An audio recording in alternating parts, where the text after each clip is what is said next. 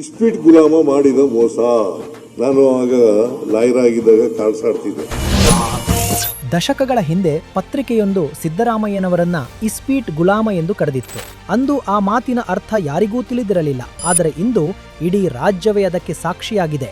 ಮುಖ್ಯಮಂತ್ರಿಗಳ ಸ್ವಂತ ತವರು ಜಿಲ್ಲೆ ಮೈಸೂರಿನಿಂದ ಹಿಡಿದು ರಾಜಧಾನಿ ಬೆಂಗಳೂರು, ಚಿತ್ರದುರ್ಗ, ದಾವಣಗೆರೆ, ಉಡುಪಿ, ಮಂಗಳೂರು, ಬೆಳಗಾವಿ, ಹುಬ್ಬಳ್ಳಿ, ಧಾರವಾಡದವರೆಗೂ ಎಗ್ಗಿಲ್ಲದೆ ಇಸ್ಪೀಟ್ ಮತ್ತು ಮಟ್ಕಾ ದಂಧೆ ನಡೆಯುತ್ತಿದೆ. ಒಂದೆಡೆ ಸಮಾಜದ ಸ್ವಾಸ್ಥ್ಯ ಕಾಪಾಡುವ ನಿಟ್ಟಿನಲ್ಲಿ ಕೇಂದ್ರ ಸರ್ಕಾರ ಆನ್ಲೈನ್ ಬೆಟ್ಟಿಂಗ್ ಮತ್ತು ಕ್ಯಾಸಿನೋಗಳಿಗೆ ಕಟ್ಟುನಿಟ್ಟಾದ ಬ್ರೇಕ್ ಹಾಕಿ ಯುವಜನತೆಯನ್ನು ಉಳಿಸುತ್ತಿದ್ದರೆ, ಇತ್ತ ರಾಜ್ಯದ ಕಾಂಗ್ರೆಸ್ ಸರ್ಕಾರ ಆಫ್ಲೈನ್ ಇಸ್ಪೀಟ್ ದಂಧೆಗೆ ರಾಜಾಶ್ರಯ ನೀಡಿ ಸಮಾಜವನ್ನು ಬಲಿಪಡೆಯುತ್ತಿದೆ. ಇಷ್ಟೆಲ್ಲ ಅನಾಹುತಗಳು ಕಣ್ಣೆದುರೇ ನಡೆಯುತ್ತಿದ್ದರೂ ನಮ್ಮ ಗೃಹ ಸಚಿವರಿಗೆ ಮಾತ್ರ ಯಾವುದೂ ಕಾಣುತ್ತಿಲ್ಲ.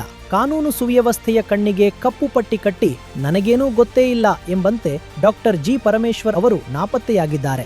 ರೌಡಿ ಶೀಟರ್ಗಳು ನಡೆಸುತ್ತಿರುವ ಈ ಕೋಟಿ ಕೋಟಿ ವ್ಯವಹಾರಕ್ಕೆ ಬಲಿಯಾಗುತ್ತಿರುವುದು ರಾಜ್ಯದ ಬಡ ಮತ್ತು ಮಧ್ಯಮ ವರ್ಗದ ಕುಟುಂಬಗಳು. ಬೀದಿಗೆ ಬಿದ್ದಿರುವ ಈ ಕುಟುಂಬಗಳ ಆಕ್ರೋಶದ ಕಟ್ಟೆ ಈಗ ಒಡೆದಿದೆ. ಸಮಾಜದ ಸ್ವಾಸ್ಥ್ಯ ಹಾಳು ಮಾಡುತ್ತಿದೆ ಈ ಜೂಜುಕೋರರ ಸರ್ಕಾರ. ಕಾಂಗ್ರೆಸ್ ಈಗಲಾದರೂ ಎಚ್ಚೆತ್ತುಕೊಳ್ಳಲಿ, ಇಲ್ಲವಾದರೆ ಜನರೇ ನಿಮಗೆ ತಕ್ಕ ಪಾಠ ಕಲಿಸುತ್ತಾರೆ.